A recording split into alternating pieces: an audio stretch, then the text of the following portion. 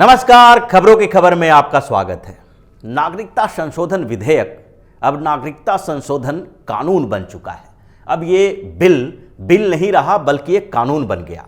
लोकसभा में पारित हुआ, राज्यसभा में पारित कर दिया गया और उसके बाद राष्ट्रपति ने इसे मंजूरी दे दी।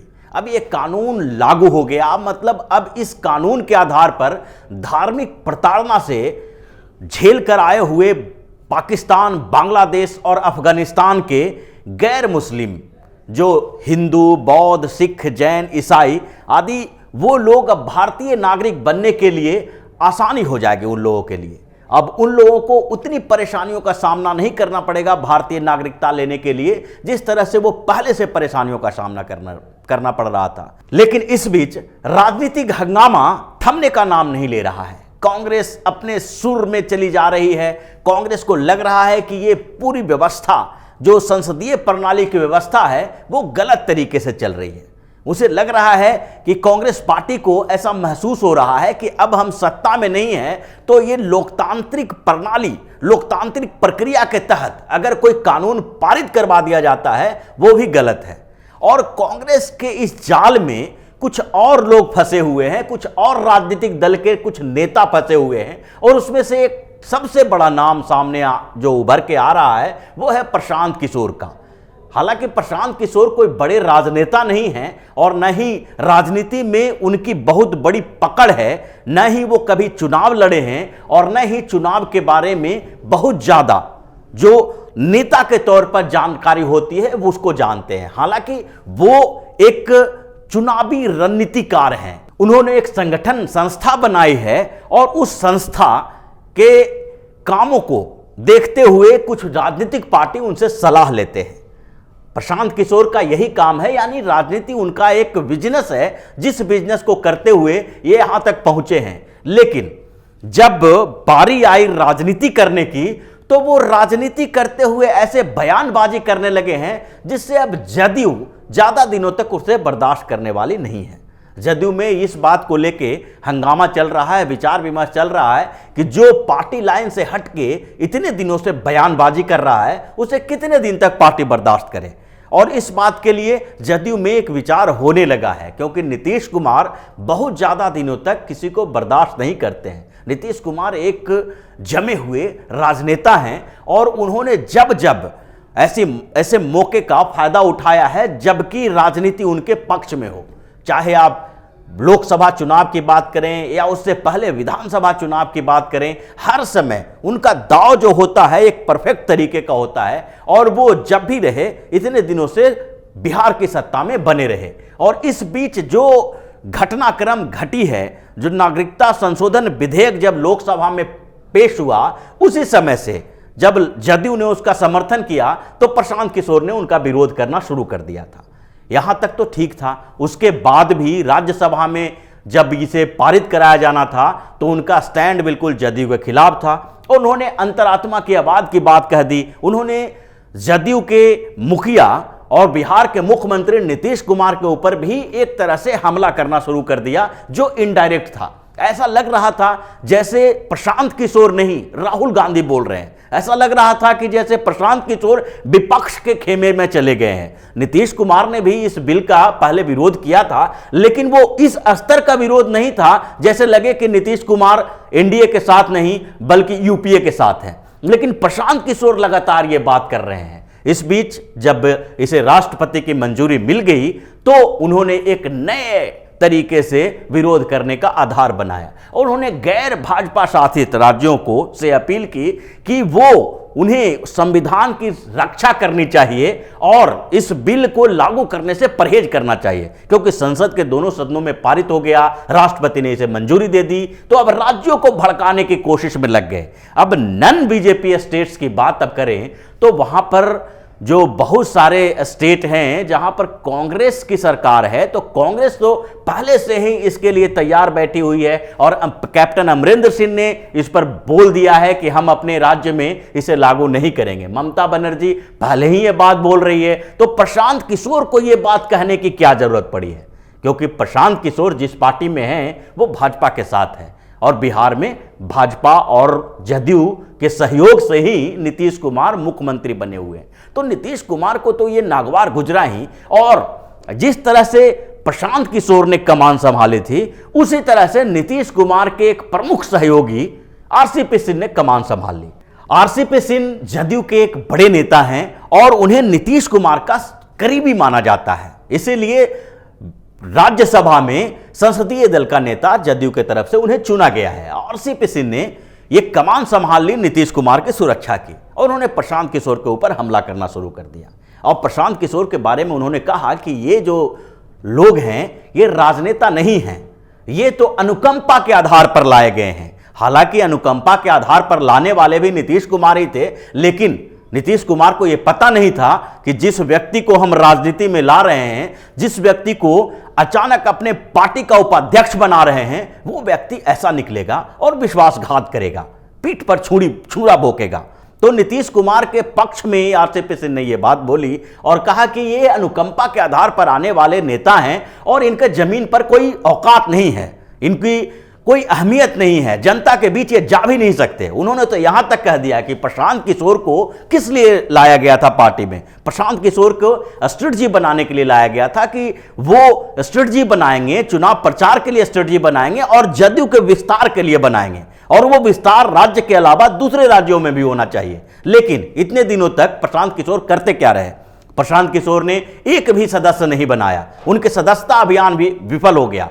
तो उनका यह बयान जो है इस ओर इशारा करता है कि कहीं ना कहीं आरसीपी सिंह को नीतीश कुमार की तरफ से इशारा मिला है, और अब ज्यादा दिनों तक प्रशांत किशोर को बर्दाश्त जदयू में नहीं किया जाएगा, क्योंकि पार्टी में जो जदयू है उसमें पहले से ही प्रशांत किशोर के खिलाफ आवाजें उठ रही थी। जब प्रशांत किशोर को राजनीति में लाया गया था तो उस समय भी जब इन्हें उपाध्यक्ष बनाया गया तो कई जो जदयू के कई वरिष्ठ नेता थे इस बात से नाराज थे। उन्हें लग रहा था कि अचानक प्रशांत किशोर जैसे व्यक्ति को, जिनका राजनीति में अनुभव नहीं है, हालांकि वो चुनाव मैनेजमेंट करते हैं, इलेक्शन मैनेजमेंट की जिम्मेदारी उनके पास होती है और वो करोड़ों रुपया लेके पार्टियों के लिए चुनाव प्रचार करते हैं, तो ऐसे में ऐसे व्यक्ति को अचानक राजनीति में लाके और उन्हें इतने बड़े पद पर देना सही बात नहीं होगा। लेकिन फिर भी नीतीश कुमार उस समय प्रशांत किशोर से इतने प्रभावित थे कि उन्होंने उनको उपाध्यक्ष बना लिया। अब स्थितियां बदल गई है, धीरे धीरे प्रशांत किशोर का असली चेहरा सामने आने लगा और ऐसी भाषा का उपयोग उन्होंने करना शुरू कर दिया जैसे लग रहा है कि कांग्रेस के लिए काम कर रहे हैं। और अगर राजनीति की बात करें तो राजनीति और व्यक्तिगत जीवन, लेकिन राजनीति और बिजनेस दोनों को बहुत अलग करके नहीं देखा जा सकता, जबकि आप उसी धंधे में हैं, उसी बिजनेस में हैं। प्रशांत किशोर राजनीति के बिजनेस में भी हैं और राजनीति में भी हैं, ये दोनों अलग अलग बातें हैं। प्रशांत किशोर की जो कंपनी है वो चुनाव मैनेजमेंट करती है और अलग अलग पार्टियों के लिए अलग अलग राज्यों में काम करती है।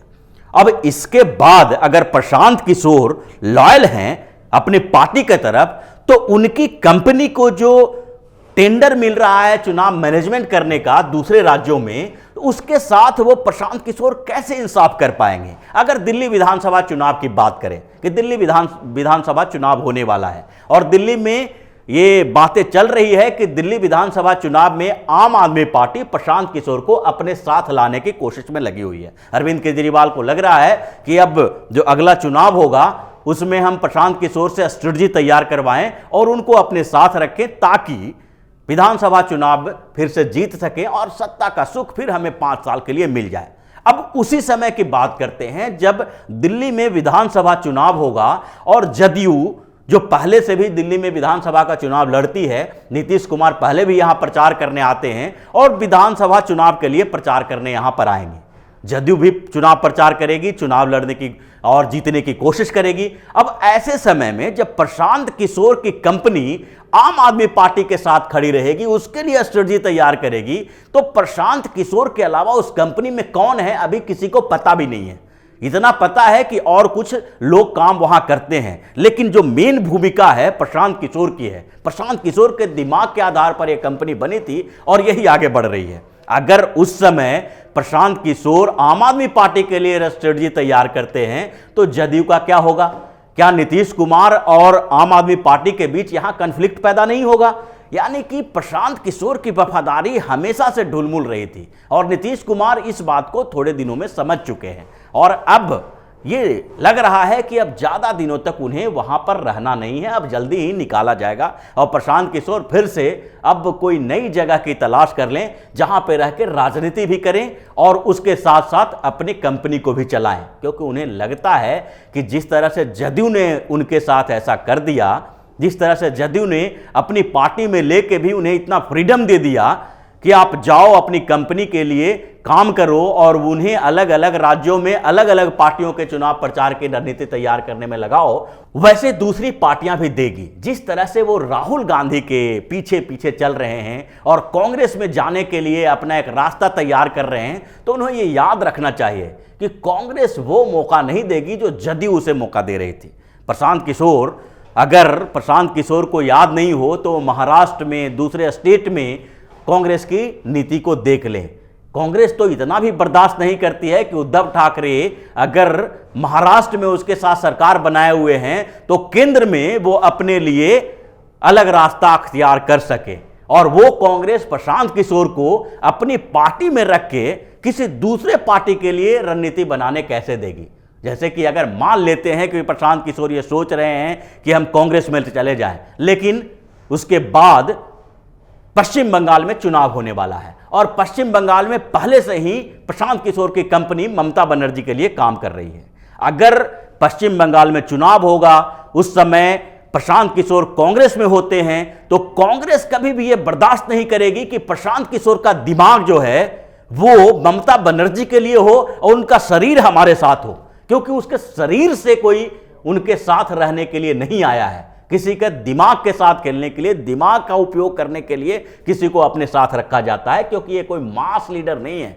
ये इनके पास एक रणनीति है और उस रणनीति के कारण इनकी पूछ होती है। अगर वो रणनीति ही किसी दूसरे पार्टी के लिए बनाए तो कांग्रेस या किसी और पार्टी को उनके अपने यहां रखने की क्या जरूरत है।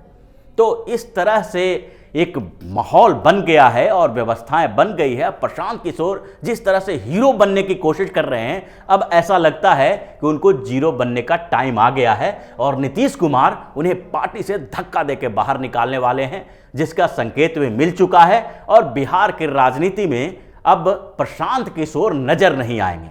तो इसी तरह की खबरों के साथ हम फिर से हाजिर होंगे। तब तक के लिए बने रहिए ओपिनियन पोस्ट इंटरनेट टीवी के साथ और देते रहिए हमें सहयोग, ताकि इसी तरह की खबर हम आपके लिए लाते रहें। धन्यवाद।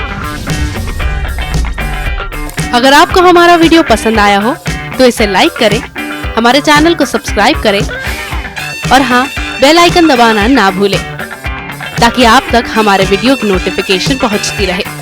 आप अपना सुझाव हमें कमेंट बॉक्स में दे सकते हैं। हमारे साथ जुड़ने के लिए शुक्रिया।